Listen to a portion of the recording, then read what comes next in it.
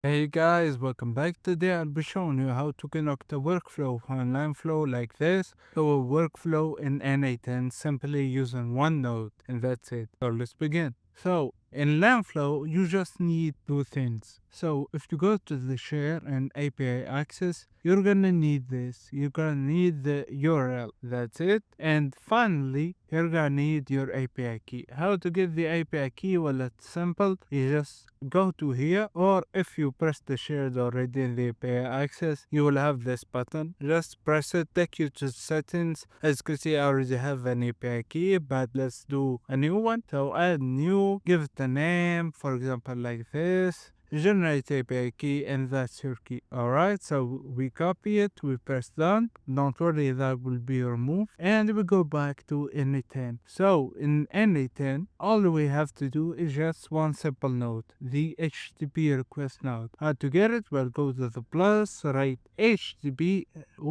and there you have it. Just press it and you will have it. So let's get this out of the way. Let's go to our node, and we have to do a couple of things. So first, the method needs to be post. All right. So after that, you put the URL, authentication none, because we're going to use the API key directly in the header. Two fields, the content type and the X API key. All right. So content type is application JSON. X API key is the API key we copy. All right. And then finally, the body, the request body. As you can see in Langflow, I just made a simple workflow with one agent that's powered by a model. It answers what you ask it. So that will be it. So we go into the body. Of course, it's JSON, and using JSON, we put our request. So it has to be this: output type chat, input type chat, of course, input value, the value of the message that you're gonna send.